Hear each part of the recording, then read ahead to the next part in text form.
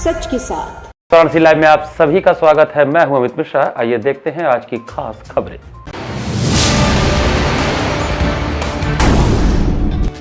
आश्रम के करोड़ों की जमीन हड़पने वाले 2 आरोपियों को सारनाथ पुलिस ने दबोचा।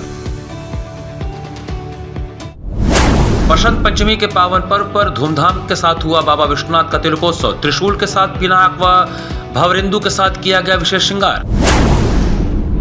मोहनसराय ट्रांसपोर्ट नगर योजना से पीड़ित किसानों की आपातकालीन किसान पंचायत। और कांग्रेस नेता डॉक्टर सीपी राय ने कहा, राहुल गांधी का भारत जोड़ो न्याय यात्रा भारत के भविष्य के लिए साबित होगा मील का पत्थर। और अब समाचार विस्तार से।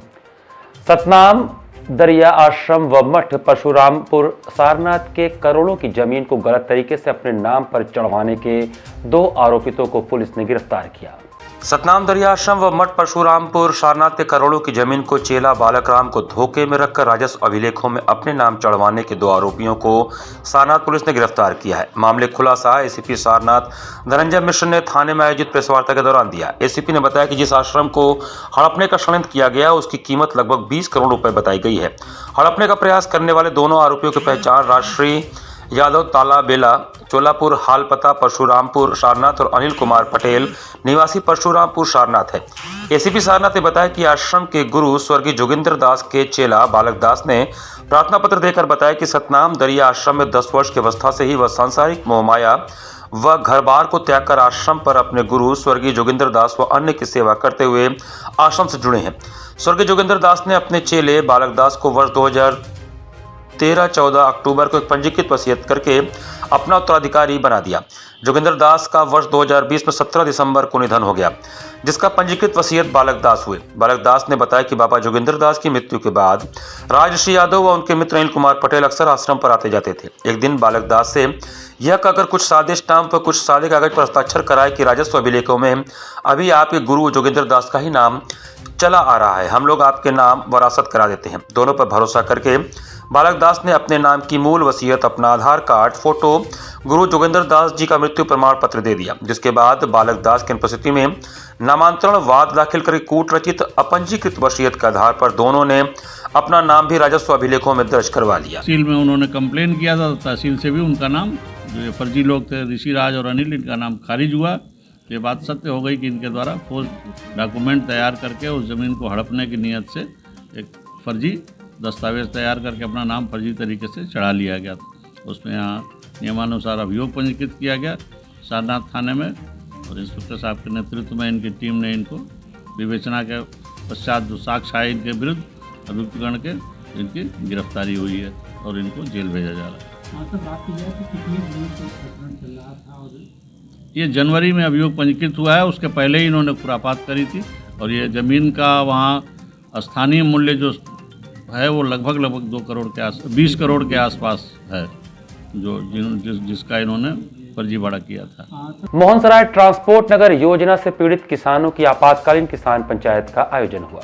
गुरुवार को मोहनसराय ट्रांसपोर्ट नगर योजना से पीड़ित बैरवन, करनाडाली, मोहनसराय और मिल्की चक के किसानों की आपातकालीन किसान पंचायत सुबह 8 बजे मोहनसराय किसान संघर्ष समिति के संरक्षक किसान नेता विनय शंकर राय मुन्ना की अध्यक्षता में बैरवन में हुई, जिसमें सर्वसम्मत से निर्णय हुआ कि 1998 से अपने वैधानिक हक अधिकार के लिए संघर्षरत किसानों के उक्त जेनविन प्रकरण पर माननीय उच्च न्यायालय इलाहाबाद और मुख्यमंत्री उत्तर प्रदेश के आदेश का खुलेआम उल्लंघन वाराणसी विकास प्राधिकरण और जिला प्रशासन द्वारा करने के बावजूद आंदोलनरत किसानों के बीच विपक्ष के नेता कांग्रेस पार्टी के पूर्व राष्ट्रीय अध्यक्ष राहुल गांधी, जो ट्रांसपोर्ट नगर के मुद्दे पर मोहनसराय ट्रांसपोर्ट के किसानों से अनेकों बार समर्थन करते हुए वार्ता कर चुके हैं, वे पत्रकार यात्रा के दौरान वाराणसी 17 फरवरी को आ रहे हैं। उनको मोहनसराय किसानों के बीच आकर किसानों के ज्वलंत मुद्दे पर सवाल करना चाहिए, लेकिन अगर अन्नदाता के ऐसे ज्वलंत मुद्दे पर नहीं आते हैं तो सिद्ध होगा कि किसान के सवाल से उनका कोई सरोकार नहीं है। कांग्रेस के जिम्मेदार नेता उनको ज्वलंत मुद्दे से भटकाकर गुमराह कर रहे हैं, जिससे जनहित के मुद्दों से कांग्रेस का शीर्ष नेतृत्व को साजिश के तहत भटका दिया जा रहा है, जबकि राहुल गांधी किसानों के व्यापक हितों हेतु भूमि अर्जुन एवं पुनर्वास कानून 2013 को लागू कराकर किसानों के व्यापक हितों हेतु ऐतिहासिक कानून यूपीए सरकार में बनवा चुके हैं। 22-23 फरवरी को वाराणसी के सांसद किसानों के प्रतिनिधि मंडल से गंभीरता से वार्ता नहीं करेंगे तो 24 फरवरी को मोहनसराय से ट्रांसपोर्ट नगर से पीड़ित किसानों सहित स्पोर्ट्स सिटी के नाम पर 15 गांवों की जमीन, वर्ल्ड सिटी के नाम पर 7 गांवों की जमीन, काशी द्वार एवं वैदिक सिटी के नाम पर सैकड़ों हेक्टेयर जमीन, हवाई अड्डा विस्तार इत्यादि योजनाओं के नाम पर सरकार द्वारा औने पौने दाम पर किसानों की जमीन हड़पने की करतूत पर विराम लगाने हेतु होगी निर्णायक लड़ाई। हेतु किसान महापंचायत 24 फरवरी को होगी, जिसमें राजनीतिक पार्टियों से सामूहिक त्याग पत्र, चुनाव का बहिष्कार या नोटा पर मतदान, जिला मुख्यालय सहित जनप्रतिनिधियों और राजनीतिक पार्टियों के कार्यालय का घेराव, करो या मरो के नारे के साथ किसान अपने घरों का ताला बंद कर बाल बच्चे, पालतू जानवर, चूल्हा चौकी सहित कृषि प्रयोग के यंत्र, कुदाल, हसुआ, खुरपी लेकर जिला मुख्यालय पर अनिश्चितकालीन डेरा डालेंगे और अपना वैधानिक हक अधिकार लेकर ही पीछे हटेंगे। तो हम लोग पूरे बनारस के किसानों को संगठित करके अभी जिस तरह से एक पंचायत हुई है और यहाँ निर्णय हुआ है कि चुनाव का बहिष्कार होगा, तो चुनाव का बहिष्कार केवल बैरवन का किसान नहीं करेगा। जितनी योजनाएं हैं, हमको लगता है कि 40 गांवों में रजिस्ट्रियाँ जो बंद हो गई हैं, यहाँ 5 योजनाएं ऐसी आई हुई हैं जिनसे किसानों का ज़मीन लूटने की साजिश है। उस सबको इकट्ठा करके और बनारस का किसान व्यापक आंदोलन करेगा। और अगर विपक्ष हम लोगों के बात को नहीं उठाता है, विपक्ष हमारे साथ, विपक्ष का शीर्ष नेतृत्व बनारस आता है और हमसे नहीं मिलता है, तो विपक्ष को भी हम लोग ठोकर मारेंगे और नरेंद्र मोदी को भी ठोकर मारेंगे। और आगामी जो लोकसभा का चुनाव है, इन दोनों पक्ष को भी और विपक्ष को भी बहिष्कार करेंगे। और उनको उस बहिष्कार से पहले हम लोग 24 तारीख को, चूँकि 23 तारीख को मोदी जी चले जाएंगे, 24 तारीख को एक बड़ी किसान महापंचायत हम लोग पूरे बनारस के किसानों को मोहनसराय में बुलाएंगे। उसमें ट्रांसपोर्ट नगर के भी किसान रहेंगे, वैदिक सिटी के भी प्रभावित किसान रहेंगे, स्पोर्ट्स सिटी से भी प्रभावित किसान रहेंगे, काशी द्वार से भी प्रभावित जो योजना है उससे भी प्रभावित किसान रहेंगे। सबको बुला करके एक बड़ी पंचायत की जाएगी और बनारस में अब किसान आंदोलन की एक बड़ी लकीर खींची जाएगी। शुक्रवार को राहुल गांधी की भारत जोड़ो न्याय यात्रा चंदौली जिले से उत्तर प्रदेश में प्रवेश कर रही है। राहुल गांधी की भारत जोड़ो न्याय यात्रा कल चंदौली जिले से उत्तर प्रदेश में प्रवेश कर रही है, जिसे लेकर मीडिया विभाग के चेयरमैन डॉक्टर सीपी राय ने वाराणसी में मीडिया को संबोधित करते हुए कहा कि देश एक इमरजेंसी के दौर से गुजर रही है, जहां किसानों, युवाओं, मजदूरों और वंचितों की आवाज़ को कुचला जा रहा है। सरकार विदेश नीति, आर्थिक नीति और समाज नीति तीनों मामले में पूरी तरह से असफल है। विदेश नीति के मामले में आज मालदीव, नेपाल और बांग्लादेश जैसे छोटे पड़ोसी देश हमारे खिलाफ हो गए। रूस के साथ चली आ रही दशकों पुरानी भारत का मधुर रिश्ता बिगड़ता जा रहा है। जहां तक अर्थनीति का सवाल है, देश में लगातार कमर तोड़ महंगाई बढ़ती जा रही है। देश पर 185 लाख करोड़ का कर्ज हो गया है। नौजवान बेरोजगार हैं और देश में 30 लाख सरकारी पद खाली पड़ा है। पीएम फसल बीमा योजना के नाम पर इंश्योरेंस कंपनियों ने 40,000 करोड़ की लूट की और किसानों को कुछ नहीं मिला। किसानों से संवाद उनका होने जा रहा है। चंदौली के आसपास उनका किसानों के संवाद की मीटिंग उनकी तय हो रही है। किस जगह पे वो बता देंगे आपको, कब बताएंगे? कल 16 तारीख आपको मिल जाएगा, उसको सूचना मिल जाएगी आपको। यूपी में आपने समाजवादी पार्टी के साथ गठबंधन किया है, 11 सीटों की बात आ रही है, ये कौन कौन सी सीट? नहीं, कोई सीटें तय भी नहीं है। उसके लिए एक हमारी 5 लोगों की कमेटी बनी हुई है, जिनकी वार्ता हो रही है। 2 दौर और 3 और दौर वार्ता हो चुकी है और उस पर बात होगी। जो ही वो सीटें फाइनल हो जाएगी तो उसके लिए कमेटी बनी है, जिसमें 2 पूर्व मुख्यमंत्री, 3 हमारे सीनियर नेता है, इसी बनारस के मोहन प्रकाश जी हैं, उसमें सलमान खुर्शीद है। वो लोग जो ही तय करके हमको सूचना देंगे, हम आपको सूचित कर देंगे। मतलब सपा की ओर से जो कहा जा रहा है 11 सीटों की बात है, वो गलत है। वो उनका वक्तव्य है, हमारा इंडिया का वक्तव्य नहीं है। वो समाजवादी पार्टी का वक्तव्य है, इंडिया गठबंधन का वक्तव्य नहीं है। समाजवादी पार्टी के अखिलेश जी आए थे यहाँ पे बनारस में, उन्होंने शायद कैंडिडेचर की भी घोषणा कर दी है, तो आपकी तरफ से ऐसी कोई? उन्होंने कोई कैंडिडेट घोषित नहीं किया, उन्होंने अपने प्रभारी घोषित किया। शायद पटेल को यहाँ प्रभारी घोषित किया, उन्होंने कैंडिडेट घोषित नहीं किया। अखिल भारतीय संत समिति के राष्ट्रीय महामंत्री स्वामी जितेंद्रानंद सरस्वती ने प्रेस वार्ता कर अंजुमन इंतजामिया, मसाजिद कमेटी, मुस्लिम पर्सनल लॉ बोर्ड और सेंट्रल सुन्नी वक्फ बोर्ड पर काशी ज्ञानवापी के मुद्दे पर आपत्तिजनक रवैये का आरोप लगाया।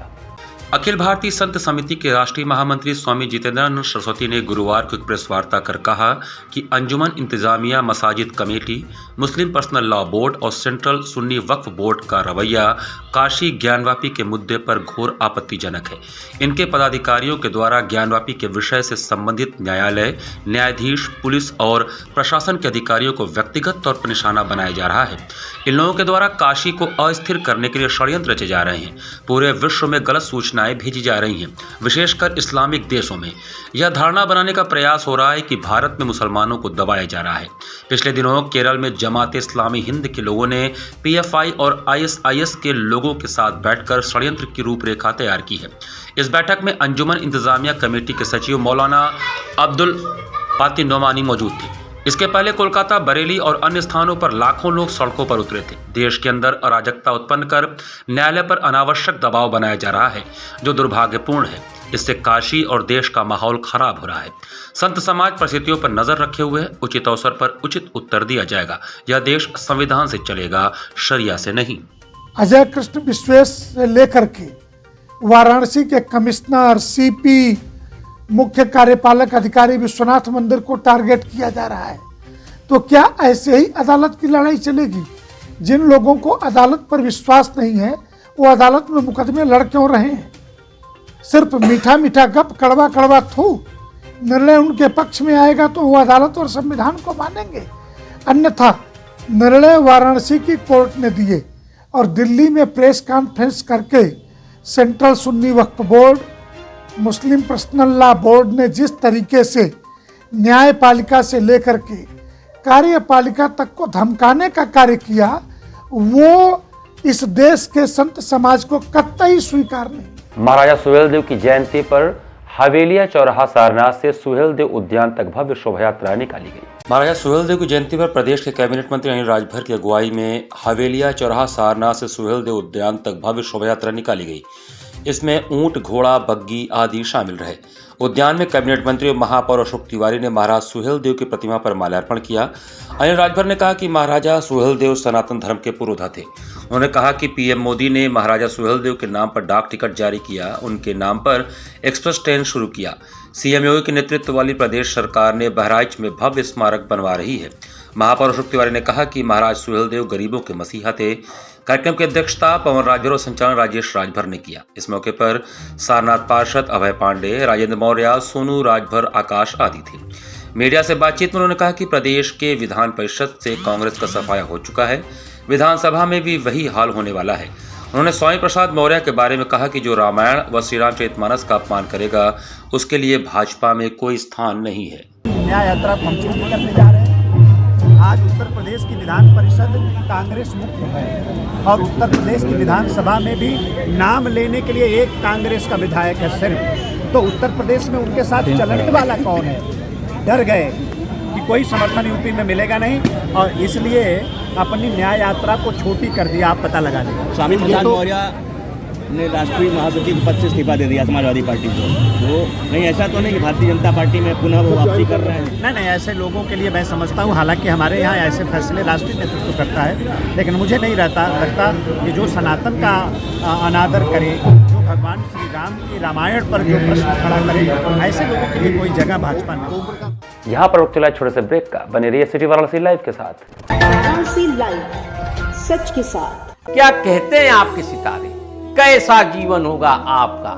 होगी हर मुश्किल आसान, है हर परेशानी का निदान। आप बने रहिए हमारे साथ और हम बताएंगे आपके भविष्य का हाल।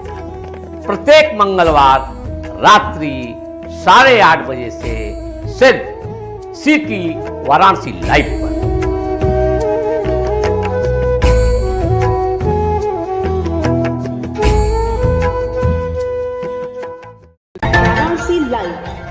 सच के साथ। ब्रेक के बाद आपका स्वागत है।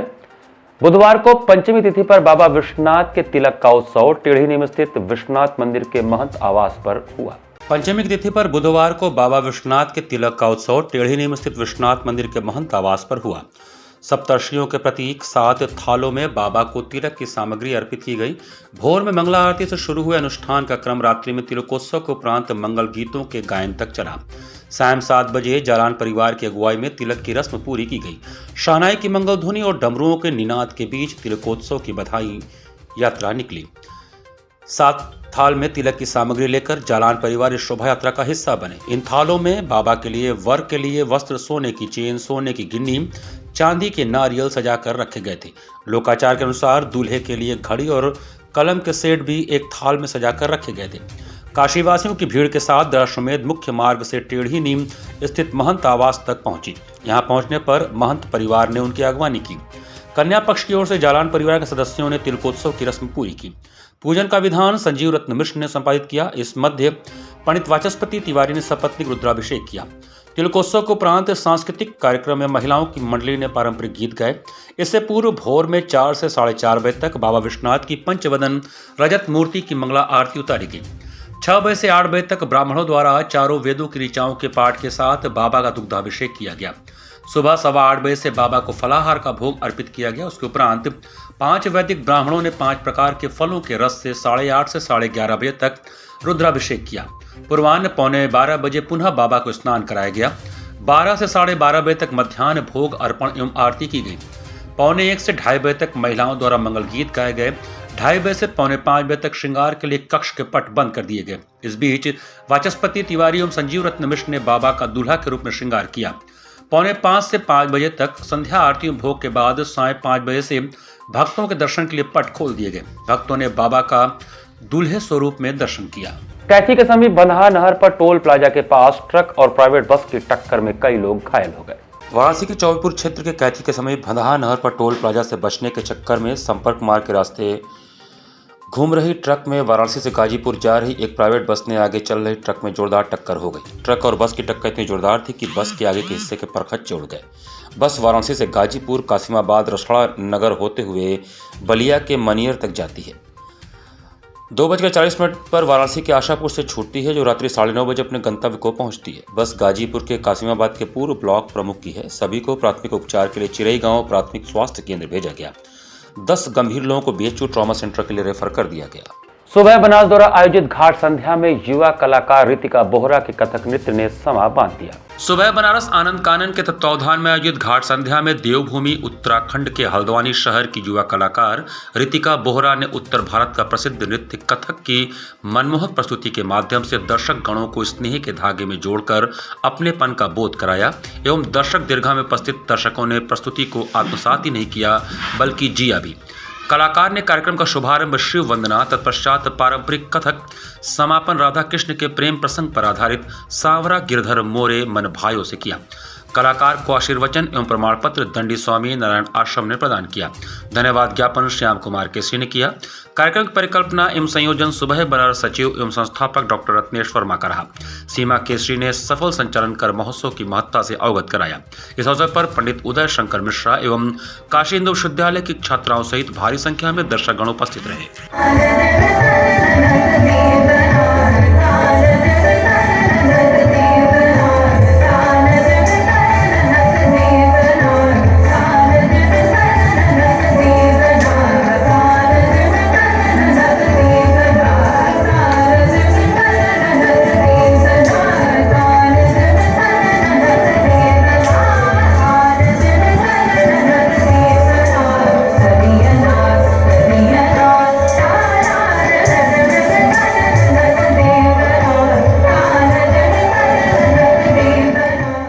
महाराष्ट्र के नागपुर से भगवान श्री राम की नगरी अयोध्या में 1008 किलो का विशाल धूप श्री राम की नगरी अयोध्या भेजा जा रहा है। उत्तर प्रदेश के अयोध्या में भव्य राम मंदिर में रामलला की प्राण प्रतिष्ठा का ऐतिहासिक कार्यक्रम 22 जनवरी 2024 को बड़े ही धूमधाम के साथ संपन्न हुआ। इस मौके को खास बनाने के लिए देश विदेश से अयोध्या के लिए उपहार भेजे गए थे। नेपाल और श्रीलंका से भी अयोध्या के राम मंदिर के लिए विशेष उपहार भेजा गया था। अभी भी लोग भगवान श्री राम के चरणों में उपहार भेज रहे हैं। इसी क्रम में महाराष्ट्र के नागपुर से भगवान श्री राम की नगरी अयोध्या में 1008 किलो का विशाल धूप भेजा जा रहा है, जो नागपुर से चलकर 14 फरवरी बुधवार को शाम 6 बजे रोहनिया स्थित महावीर वाटिका के पास पहुंचा, जहां सनातन रक्षक सेवा की तरफ से प्रदेश अध्यक्ष चंद्र प्रकाश सिंह ने और राष्ट्रीय मंत्री अमित सिंह ने सैकड़ों की संख्या में रहकर इस 1008 किलो के धूप में सम्मिलित नागपुर से आए सभी लोगों का हर्षोल्लास के साथ डमरू दल के लोगों ने डमरू बजाकर गंगा आरती की तर्ज पर विशेष आरती करके माला पहनाकर स्वागत सत्कार किया। इस अवसर पर राष्ट्रीय अध्यक्ष अनुरमा ने बताया कि यह एक विशाल क्षण है जिसे हम लोगों को लगभग सैकड़ों वर्षों से इंतजार था और वह घड़ी आ गई है। इसलिए यह धूप नागपुर में बनाया गया है, जिसमें 500 महिलाओं ने मिलकर इसे तैयार किया है और इसको बनाने में 6 महीने लग गए और यह अयोध्या श्री राम जी के चरणों में जाएगा और यह 6 महीने तक लगातार अयोध्या नगरी को शिवमणित करता रहेगा। हमारा काशीवासियों से भी आग्रह है कि वह भी अयोध्या चलें। यह अब तक का सबसे वजनी धूप है। अभी तक इतना भारी धूप कभी भी नहीं बना है। सनातन रक्षक सेना के प्रदेश अध्यक्ष चंद्र प्रकाश सिंह ने बताया कि हमारी सनातन रक्षक सेवा के तत्वावधान में 1008 किलो का धूप नागपुर से अयोध्या श्री राम जी के चरणों में समर्पित किया जाएगा। उन्होंने आगे कहा कि हमारे संगठन की महिलाएं लगभग 3 माह में यह धूप बनाई है। रथ पहुंचने पर इसका स्वागत शंखनाद डमरू दल द्वारा डमरू बजाकर तथा घंटा घड़ियाल से किया गया। इस दौरान वहां पर गंगा आरती की तर्ज पर विशेष आरती भी की गई। धूप बत्ती पहुंचने के साथ ही वहां पर कलश यात्रा निकाली जाएगी। अखंड रामचरितमानस सहित अन्य कार्यक्रम भी किए जाएंगे। उन्होंने बताया कि यह धूप 6 माह तक चलेगा। इस दौरान मुख्य रूप से चंद्र प्रकाश सिंह प्रदेश अध्यक्ष उत्तर प्रदेश, अमित सिंह राष्ट्रीय मंत्री, आकाश सिंह प्रदेश संगठन महामंत्री युवा मोर्चा, सुधांशु जायसवाल प्रदेश कोषाध्यक्ष, राकेश गुप्ता प्रदेश कार्यकारिणी सदस्य, विधान सिंह सामाजिक कार्यकर्ता उपस्थित रहे। इन मातृशक्ति को नमन है जो इतनी दूर से इतनी मेहनत से करके ला, और निश्चित ही स्वाभाविक ही खुशी का मौका है हम सबके लिए, पूरे भारतवर्ष के लिए, काशी वासियों के लिए। इसमें सब सम्मिलित हों। हमें सबसे निम्न अनुरोधन है लोग आए इसमें सम्मिलित हों, बड़ा सहयोग करें, धर्म का काम है। बसंत पंचमी पर शिव की नगरी काशी में ज्ञान की देवी मां सरस्वती की आराधना में श्रद्धालु गण लीन रहे। बसंत पंचमी पर शिव की नगरी काशी ज्ञान की देवी की आराधना में लीन रही। कहीं राम दरबार के साथ बिराजी हंस वाहिनी तो कहीं बाल स्वरूप में भक्तों को दर्शन दिया। शिक्षा संस्थानों से लेकर सार्वजनिक पूजा पंडालों में उत्सव का माहौल दिखा। इस अवसर पर कई धार्मिक और सांस्कृतिक आयोजन भी हुए। इसी क्रम में देवनाथपुरा क्षेत्र में 1944 में स्थापित सेंट्रल फिजिकल इंस्टीट्यूट में हर वर्ष की तरह इस वर्ष भी सरस्वती पूजा काफी धूमधाम से मनाया गया, जिसमें शाम को सांस्कृतिक कार्यक्रमों के अंतर्गत नृत्य, वादन तथा सबसे आकर्षक संस्था के बच्चों के द्वारा आर्टिस्टिक योगा का प्रदर्शन किया गया, जिसकी दर्शकों ने काफी प्रशंसा की। और संस्था में प्रतिवर्ष सरस्वती पूजा भलीभांति सुचारू रूप से होता है। इस बार हम लोगों ने सांस्कृतिक प्रोग्राम का आयोजन किया है, जिसमें आर्टिस्टिक योगा और गणेश वंदना, सरस्वती वंदना भी हुआ है, जिसमें क्लब के प्रतिभागी 20 से 25 लोग भाग लिए हैं। और हमारी संस्था रेगुलर पिछले 50 सालों से निःशुल्क जिम्नास्टिक, योगा का शिक्षण देती आई हुई है। चेतगंज स्थित बचपन समिति क्लब ने भी अपने क्लब का 50वां स्थापना दिवस भव्य पूजा पंडाल सजाकर किया। इस अवसर पर पूरे दिन विविध धार्मिक अनुष्ठान हुए। दूसरे दिन विसर्जन के दिन भव्य भंडारे का भी कार्यक्रम हुआ। भंडारे के कार्यक्रम में बाबू यादव, सुनील यादव, पंकज यादव, विधि जायसवाल, अनुराग साहनी, चंदन यादव, विजय जायसवाल आदि शामिल थे। बचपना समिति क्लब जो कि 70 साल पुरानी ये संस्था है, इसमें इस बार हम लोगों ने क्लब को में क्या था डोरेमोन का एक बनाया हुआ है, जो बच्चों के लिए बहुत ही बढ़िया क्या था आकर्षक का केंद्र बना हुआ है। दूर दूर से दर्शनार्थी लोग आ रहे हैं, जो कि वीडियो भी बना रहे हैं, जो कि बच्चों में बहुत ज़्यादा खुशी है जाहिर हो रही है। अब बचपना समिति क्लब के सभी मेंबर का इसमें योगदान है। इसी के साथ सिटी वाराणसी लाइव का ये संस्करण हमें समाप्त करते हैं। मुझे दीजिए आज्ञा, नमस्कार।